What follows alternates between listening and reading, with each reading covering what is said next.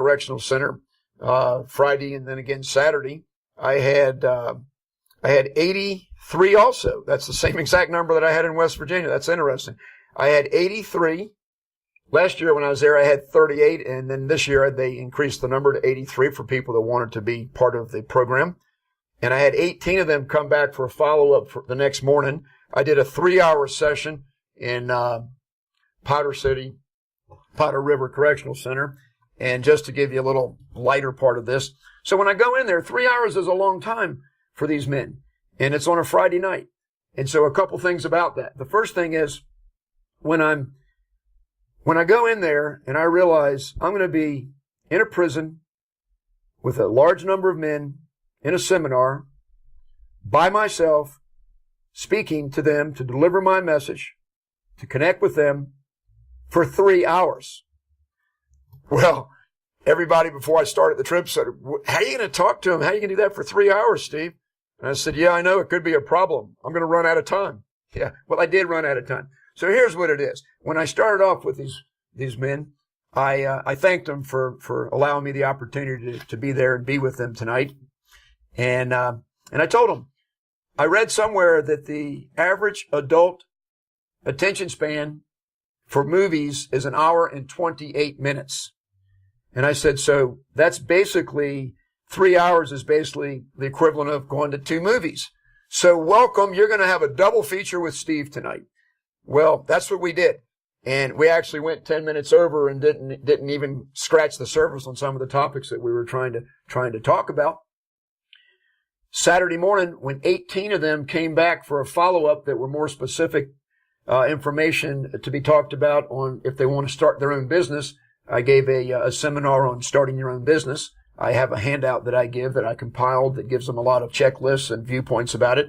And as I did that, I followed up on Saturday morning, and when I thanked the 18 that came back for more, after I told them that you guys must be gluttons for punishment, I thanked them again, and I said to them, I said, last night, y'all spent your time with me on a Friday night, and I said, and I really, really do appreciate that because you gave up your going out on the town on a Friday night and going to a movie or a show or having a date and going to a restaurant and being out on the town on a Friday night.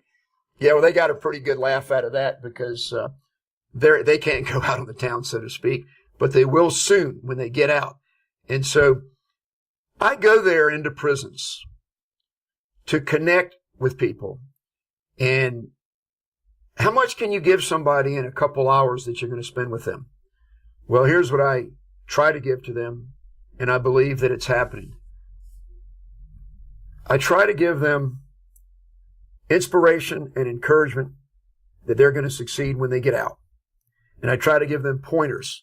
But the main thing is that I try to share with them that they are a unique child of God and that this life can be anything they want it to be. And I try to lead them into believing that and giving them things to think about that will help reinforce that. I pass out a series of books. I give a library everywhere I go. This library is 7 books I give now. It was 6 for the longest time, but one of the pages in my workbook is How to Own Your Own Mind is the book that the page comes from by Napoleon Hill. I've been given the rights from the Napoleon Hill Foundation to use this page. And I introduce people to the Napoleon Hill Foundation, naphill.org. It's incredible. Each one of you should go into it and get the daily inspirations that they send out. They're very, very powerful.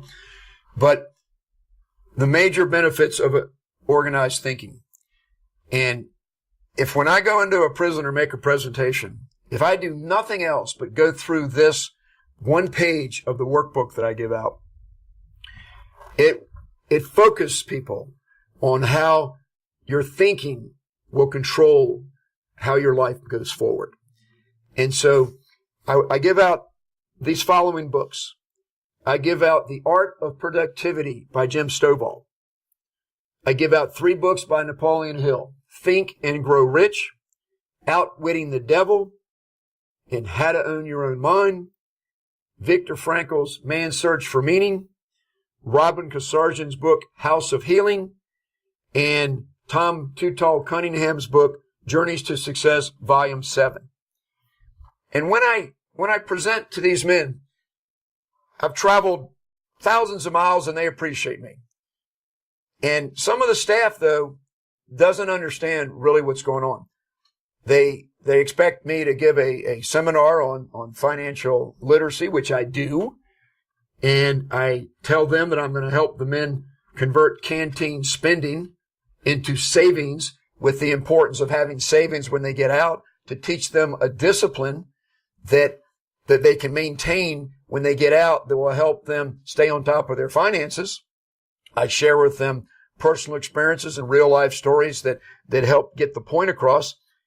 And when I first start, I tell the men that by the time we finish in 2 hours or 3 hours, whichever one it is, I promise you that if you want to, you will be able to control your canteen spending and create more savings, because you're going to make up your mind that that's what you want to do.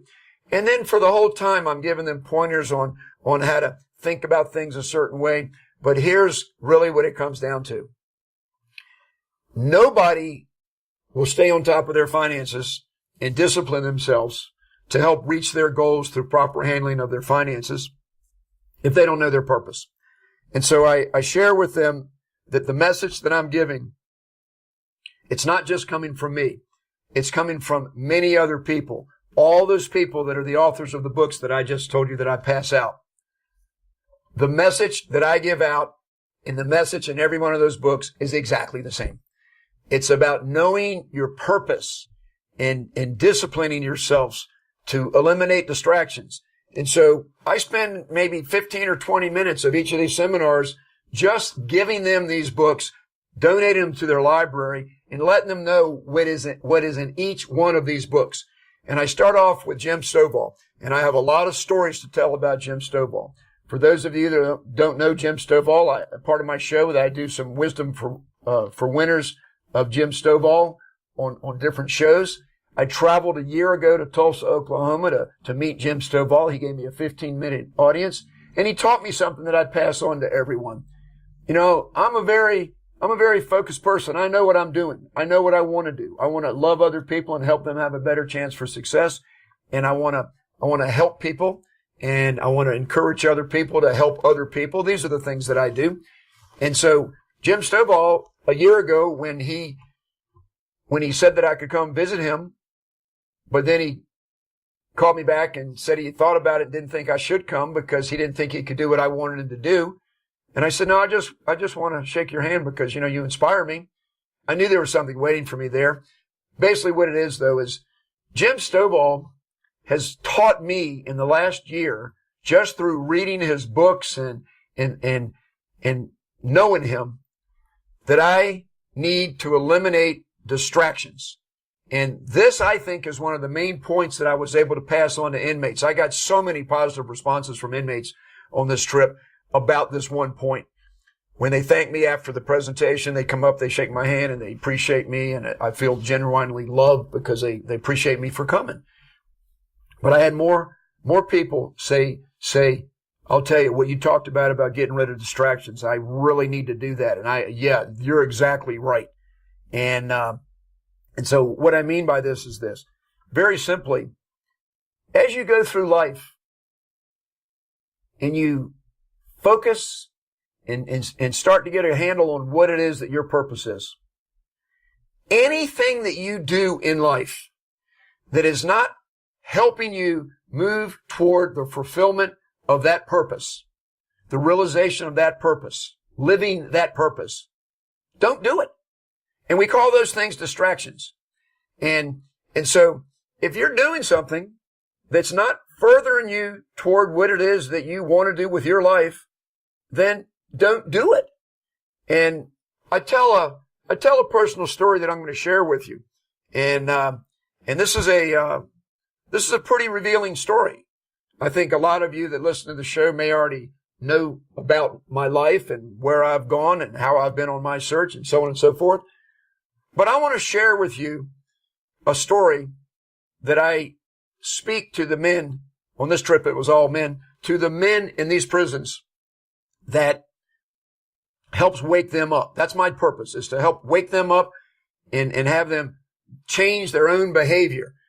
We cannot shake someone hard enough to where they're going to do what we want them to do. A lot of parents think they can do that with their kids, where they can just shake them and then they'll behave properly. People will behave properly when they make up their mind that they're going to behave properly or in a certain way. So I connect with people. I connect with people through my stories.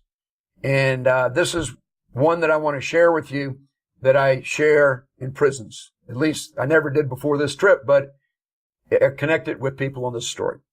I asked them the question after I tell them about Jim Stovall, and his main point of this book is to eliminate distractions in your life. I go through each of these 7 books and I will tell you the main point of each one, the same as I told the men.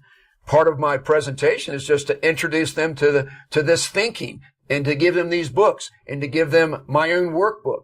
And if I don't cover anything in conversation, then it's all right there in the book. I cover as much as I can. I point them to the pages of the book. But here's the thing.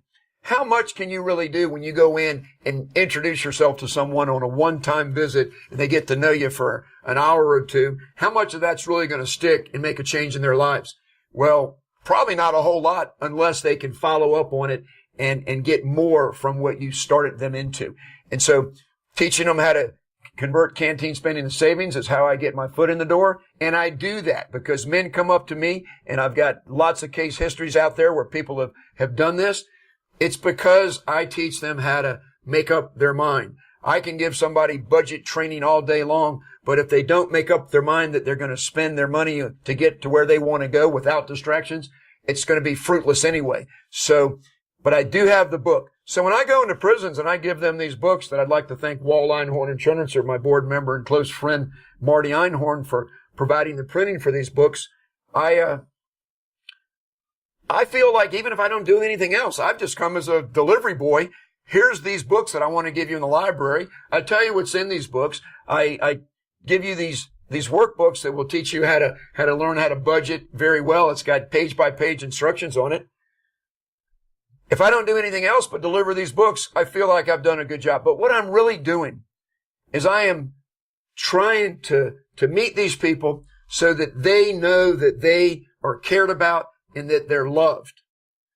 And if they know that, that's going to help them. And then on their own, they can start reading these books. But here's the story that I want to tell you. I asked the question, have any of y'all been distracted in your life from moving forward with where you should have gone, and lost years of your life by not being focused and moving forward with your life? And they're all shaking their head, yeah. And I say to them, well, I think that probably every single one of you has gone through that in your life, or you wouldn't be here. And so they're all like, yeah. Well, here's my story. So, I'm a karate master, and I ask them, do you know what nunchucks are? The 2 sticks on a connected together with a chain or a cord that you twirl around and do whatever. And everybody pretty much knows the karate weapon nunchucks. Bruce Lee's the one that does them the best in his movies. Well, I mastered nunchucks early out, 40 years ago. And when I was the accountant for a up-top sub shop in Richmond, in my college years, I would be behind the counter with the staff that I had given them a portion control system, the item keys on cash registers, so we knew every item that was sold and could reconcile the inventory and eliminate pilferage from employees, etc. And it was at VCU, and on a Friday night at midnight, we'd sometimes have as many as maybe 40 people standing in line to get subs. It was the best sub in Richmond. So I'd be behind the counter, and so I had this little trick. I don't smoke, but I would put a cigarette unlit in my mouth, and I'd have my hands down by my side holding the nunchucks, and all of a sudden I'd go boom, and I would cut the cigarette in half with the nunchucks.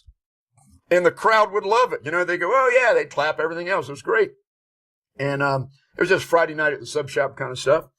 Well, then I would take a napkin and I would ball it up into a really small little ball, and I'd put it into my mouth and clench it with my teeth and pull my lips back, and just, you could see the napkin in my teeth. And then I would do the exact